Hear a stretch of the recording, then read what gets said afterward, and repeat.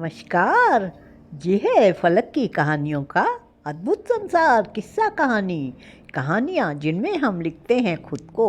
मैं हूँ भगवती सक्सेना और आज आपको सुना रही हूँ प्रसिद्ध उपन्यासकार प्रेमचंद जी की एक कहानी, मुक्ति मार्ग।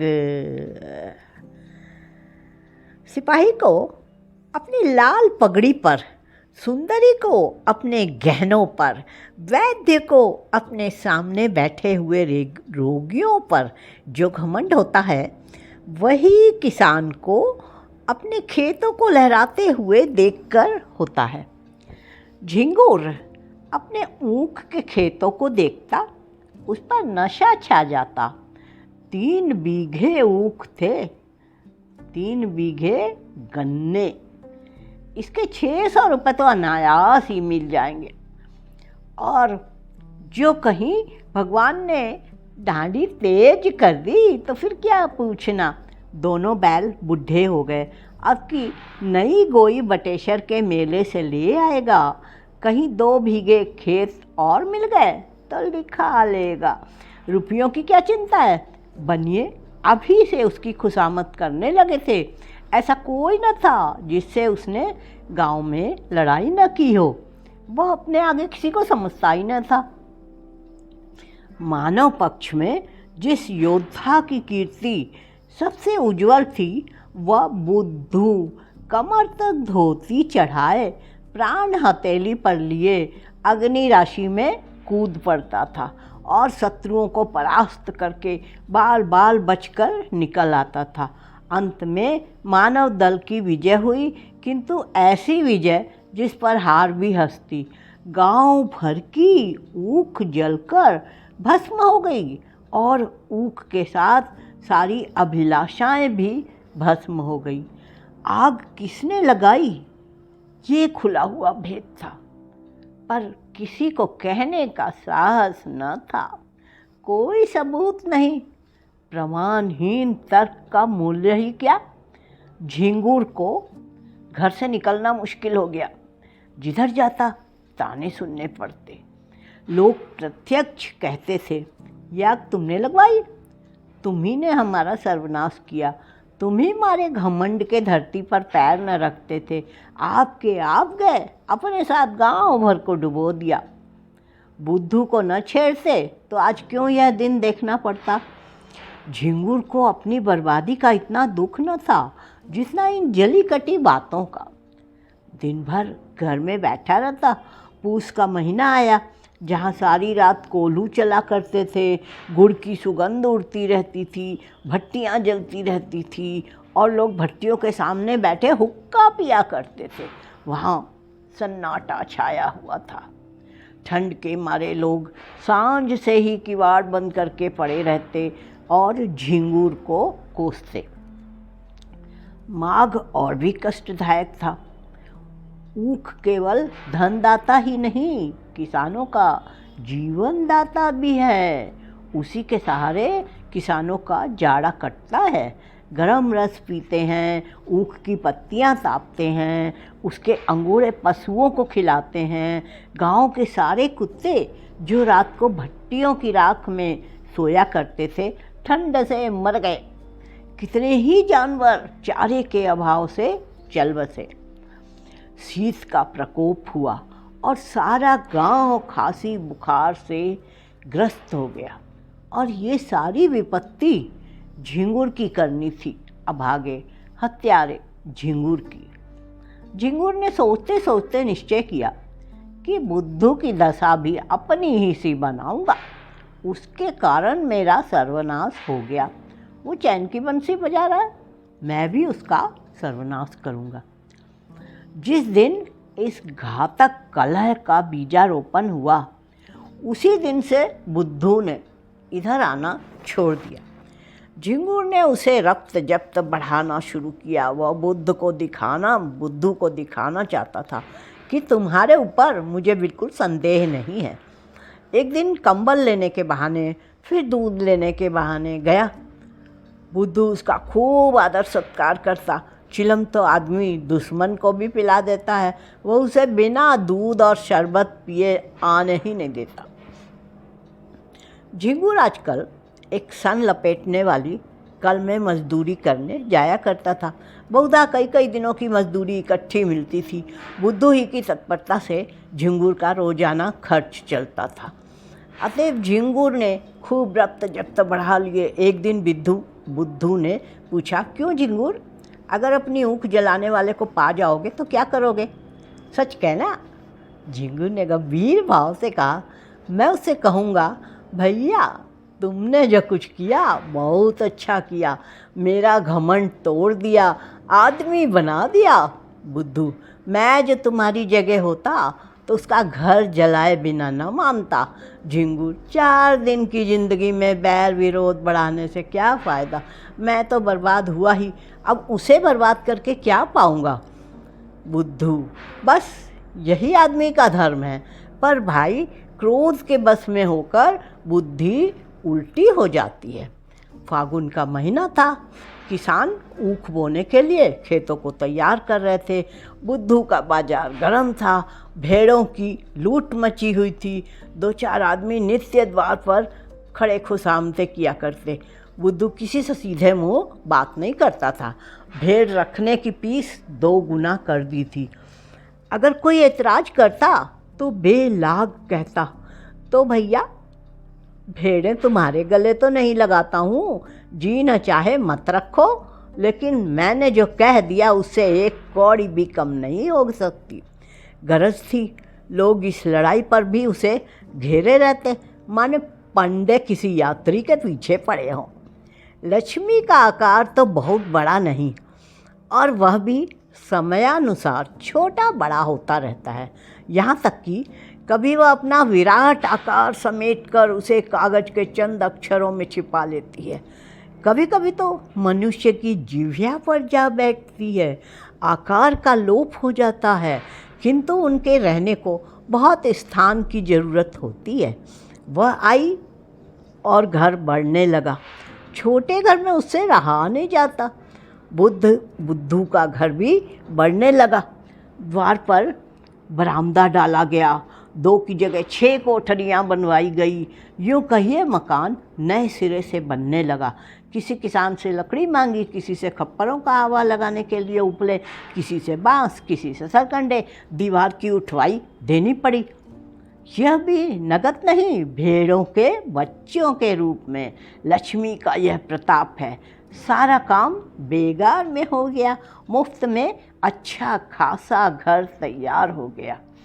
गृह प्रवेश के उत्सव की तैयारियां होने लगी। इधर झिंगुर दिन भर मजदूरी करता तो कहीं आधा पेट अन्न मिलता। बुद्धू के घर कंचन बरस रहा था। झिंगुर जलता था तो क्या बुरा करता, यह अन्याय किससे सहा जाएगा। एक दिन वो टहलता हुआ चमारों के टीले की तरफ चला गया। हरिहर को पुकारा। हरिहर ने आकर राम राम की और चिलम भरी। दोनों पीने लगे। यह चमारों का मुखिया बड़ा दुष्ट आदमी था। सब किसान इससे थर थर काँपते थे। झिंगुर ने चिलम पीते पीते कहा, आजकल फाग वाग नहीं होता क्या, सुनाई नहीं देता। हरिहर, फाग क्या है वो, पेट के धंधे से छुट्टी ही नहीं मिलती। कहो तुम्हारी आजकल कैसे निभती है। झिंगुर, क्या निभती है, नकटा जिया बुरे हवाल। दिन भर कल में मजदूरी करते हैं तो चूल्हा जलता है। चांदी तो आजकल बुद्धू की है, रखने को ठौर नहीं मिलता। नया घर बना, भेड़ें और ली है। अब गृह प्रवेश की धूम है, 7 गांवों में सुपारी जाएगी। हरिहर, लक्ष्मी मैया आती है तो आदमी की आंखों में सील आ जाता है, पर उसको देखो धरती पर पैर नहीं रखता। बोलता है तो ऐंठ कर ही बोलता है। झिंगुर, क्यों न ऐंठे, इस गांव में कौन है उसकी टक्कर की। पर यार यह अनीति तो नहीं देखी जाती। भगवान दे तो सिर झुकाकर चलना चाहिए, यह नहीं कि अपने बराबर किसी को समझे ही नहीं। उसकी बातें सुनता हूँ तो बदन में आग लग जाती है। कल का खाली हाथ आज का सेठ चला है हम ही से लड़ने। अभी कल लंगोटी लगाए खेतों में कौवे छकाया करता था, आज उसका आसमान में दिया जलता है। हरिहर, कहो तो कुछ करूं? झिंगुर, क्या करोगे, इसी डर से तो वो गाय भैंस नहीं पालता। हरिहर, भेड़े तो हैं, क्या बगला मारे पखना हाथ। हरिहर, फिर तुम ही सोचो। झिंगुर, ऐसी जुगत निकाली कि फिर पनपने न पाए। उसके बाद फुस फुस करके बातें होने लगी। यह एक रहस्य है, भलाइयों में जितना द्वेष होता है, बुराइयों में उतना ही प्रेम। विद्वान विद्वान को देखकर, साधु साधु को देखकर, कवि कवि को देखकर जलता है। एक दूसरे की सूरत नहीं देखना चाहते, पर जुआरी जुआरी को देखकर, शराबी शराबी को देखकर, चोर चोर को देखकर सहानुभूति दिखाता है, सहायता करता है। एक पंडित जी अगर अंधेरे में ठोकर खाकर गिर पड़े तो दूसरे पंडित जी उन्हें उठाने के बदले 2 ठोकरे और लगाएंगे या फिर उठ ही ना सके। पर एक चोर पर आफत आई, देख दूसरा चोर उसकी मदद करता है। बुराई से सब घृणा करते हैं, इसलिए बुरों में परस्पर प्रेम होता है। भलाई का सारा संसार प्रशंसा करता है, इसलिए भलों में विरोध होता है। चोर को मारकर चोर क्या पाएगा? घृणा। विद्वान का अपमान कर विद्वान क्या पाएगा? यश। झिंगुर और हरिहर ने सलाह कर दी। षड्यंत्र रचने की विधि सोची गई, उसका स्वरूप, समय और क्रम ठीक किया गया। झिंगुर चला तो अकड़ा जाता था, मार लिया दुश्मन को, अब कहाँ जाता है। दूसरे दिन झिंगुर काम पर जाने लगा तो पहले बुद्धू के घर पहुँचा। बुद्धू ने पूछा, क्यों आज नहीं गए क्या? झिंगुर, जा तो रहा हूँ, यही कहने आया था कि मेरी बछिया को अपनी भेड़ों के साथ क्यों नहीं चरा दिया करते, बेचारी खूंटे से बंधी बंधी मर जाती है, न घास न चारा, क्या खिलाएं। बुद्धू, भैया मैं गाय भैंस नहीं रखता। चमारों को जानते हो, एक ही हत्यारे होते हैं। इसी हरिहर ने मेरी 2 गायों को मार डाला, न जाने क्या खिला देता है। तब से कान पकड़े, अब गाय भैंस न पालूंगा। लेकिन तुम्हारी एक ही बछिया है, उसका कोई क्या करेगा, जब चाहो पहुंचा दो। यह कहकर बुद्धू ने अपने गृहोत्सव का सामान उसे दिखाने लगा। घी, शक्कर, मैदा, तरकारी सब रखा था। केवल सत्यनारायण की कथा की देर थी। झिंगुर की आंखें खुल गई।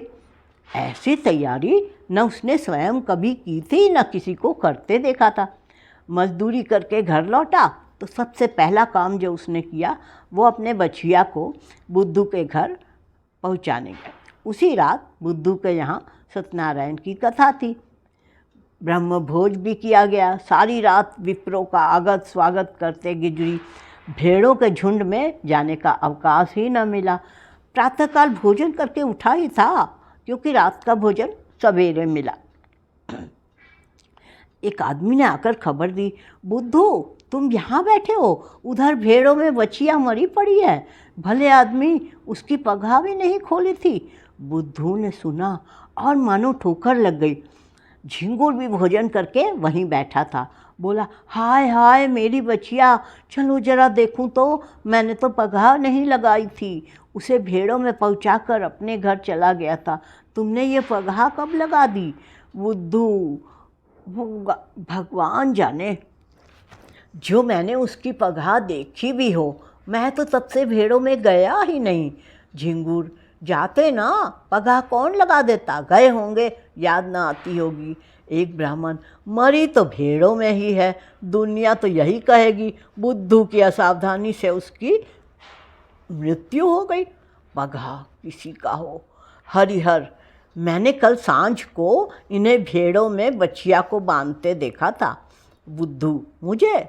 हरिहर, तुम नहीं, लाठी कंधी पर रखे बछिया को बांध रहे थे। बुद्धू, बड़ा सच्चा है तू, तूने मुझे बछिया को बांधते देखा था। हरिहर, तो मुझ पर काहे को बिगड़ते हो भाई, तुमने नहीं बांधी, नहीं सही।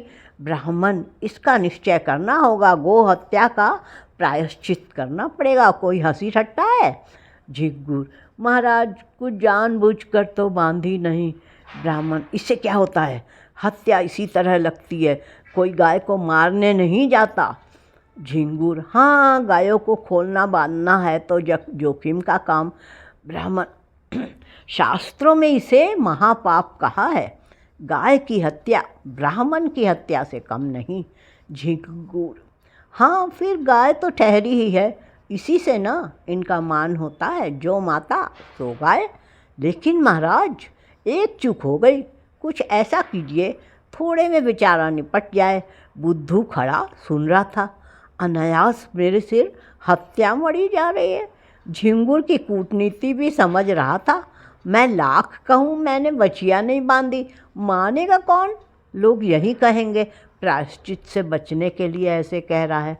ब्राह्मण देवता को भी उसका प्रायश्चित कराने में कल्याण होता था।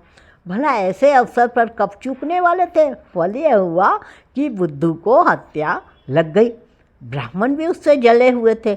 कसर निकालने की घात मिली। 3 मास का भिक्षा दंड दिया, फिर 7 तीर्थ स्थानों की यात्रा, उस पर 500 विप्रों का भोजन और 5 गायों का दान। बुद्धू ने सुना तो बदिया उठ गई, बदिया बैठ गई, रोने लगा तो दंड घटाकर 2 मास कर दिया। इसके सिवा कोई रियायत न हो सकी। कहीं अपील न फरियाद, बेचारे को यह दंड स्वीकार करना पड़ा। बुद्धू ने भेड़े ईश्वर को सौंपी। लड़के छोटे थे, स्त्री अकेली क्या क्या करती। गरीब जाकर द्वारों पर खड़ा होता, मुँह छुपाए कहता, गाय की बाछी दिया वनवास, भिक्षा तो मिल जाती, किंतु भिक्षा के साथ 2-4 कठोर अपमानजनक शब्द भी सुनने पड़ते। दिन को जो कुछ पाता वही शाम को किसी पेड़ के नीचे बनाकर खा लेता और वहीं पड़ा रहता। कष्ट की तो उसे परवाह नहीं थी। भेड़ों के साथ दिन भर चलता ही था, पेड़ के नीचे सोता ही था। भोजन भी इससे कुछ ही अच्छा मिलता था, पर लज्जा थी भिक्षा मांगने की। विशेषकर जब कोई कर्कशा यह व्यंग कर देती, रोटी कमाने का अच्छा ढंग निकाला है, तो हार्दिक वेदना होती थी, पर करे क्या। 2 महीने के बाद वो घर लौटा। बाल बड़े हुए थे, दुर्बल इतना मानो 60 वर्ष का बूढ़ा हो। तीर्थ यात्रा के लिए रुपयों का प्रबंध करना था। गडेरियों को कौन महाजन कर्ज दे? भेड़ों का भरोसा क्या? कभी कभी रोग फैलता है तो रात भर में दल का दल साफ हो जाता है। उस पर जेठ का महीना, जब भेड़ों से कोई आमदनी होने की आशा नहीं। एक तेली राजी भी हुआ तो 2 आने रुपया ब्याज पर। 8 महीने में ब्याज मूल के बराबर हो जाएगा। यहाँ कर्ज लेने की हिम्मत न पड़ी। इधर 2 महीने में कितनी ही भेड़ें चोरी चली गई।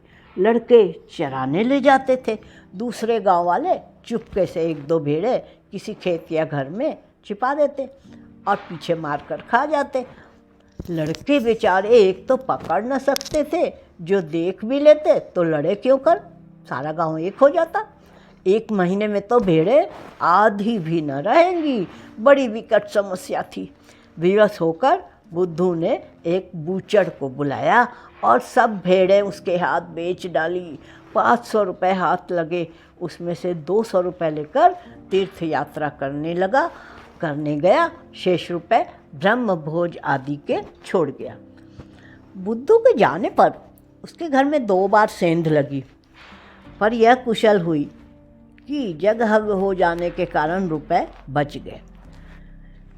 सावन का महीना था, चारों ओर हरियाली छाई थी। झिंगुर के बैल न थे, खेत बटाई पर दे दिए थे। बुद्धू प्रायश्चित से निवृत्त हो गया था और उसके साथ ही माया के फंदे से भी। न झिंगुर के पास कुछ था, न बुद्धू के पास। कौन किससे जलता और किस लिए जलता। सन की कल बंद हो जाने के कारण झिंगुर अब बेलदारी का काम करता था। शहर में एक विशाल धर्मशाला बन रही थी।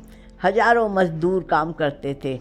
झिंगुर भी उन्हीं में था। 7वें दिन मजदूरी के पैसे लेकर घर आता था। रात भर रहकर सवेरे फिर चले जाता था। बुद्धू भी मजदूरी की टोह में यहीं पहुंचा। जमादार ने देखा दुर्बल आदमी है, कठिन काम तो इससे हो न सकेगा। कारीगरों को गाय देने के लिए रख दिया। बुद्धू सिर पर तसला लेकर रखे गारा लेने गया तो झिंगुर को देखा। राम राम हुई। झिंगुर ने गारा भर दिया, बुद्धू उठा लाया। दिन भर दोनों चुपचाप अपना काम करते रहे। संध्या समय झिंगुर ने पूछा, कुछ बनाओगे ना? बुद्धू, नहीं तो खाऊंगा क्या? झिंगुर, मैं तो 1 जून चबेना कर लेता हूँ, 1 जून सत्तू पर काट देता हूँ, कौन झंझट करे। बुद्धू, इधर उधर लकड़ियाँ पड़ी हुई हैं, बटोर लाओ। आटा मैं घर से लेता आया हूँ, घर ही पिसवा लिया था, यहाँ तो बड़ा महंगा मिलता है। इसी पत्थर की चट्टान पर आटा गूँथ लेता हूँ। तुम तो मेरा बनाया खाओगे नहीं, इसलिए तुम ही रोटियाँ सेको, मैं बना दूँगा। झिंगुर, तवा भी तो नहीं है। बुद्धू, तवे बहुत हैं, यही गारे का तसला मांझ लेता हूँ। आग जली, आटा गूंदा गया। झिंगुर ने कच्ची पक्की रोटियां बनाई, बुद्धू पानी लाया। दोनों ने लाल मिर्च और नमक से रोटियां खाई। फिर चिलम भरी गई। दोनों आदमी पत्थर की सिलों पर लेटे और चिलम पीने लगे। बुद्धू ने कहा, तुम्हारी ऊख में आग मैंने लगाई थी। झिंगुर ने भी विनोद के भाव से कहा, जानता हूँ। थोड़ी देर बाद झिंगुर बोला, बचिया मैंने ही बांधी थी और हरियर ने उसे कुछ खिला दिया था। बुद्धू ने भी वैसे ही भाव से कहा, जानता हूँ। फिर दोनों सो गए। ये कहानी इतनी ही। अभी आप सुन रहे थे भगवती सक्सेना की आवाज़ में मुंशी प्रेमचंद जी की कहानी मुक्ति मार्ग। ये है फलक का चैनल किस्सा कहानी। फिर मिलते हैं एक नई कहानी के साथ।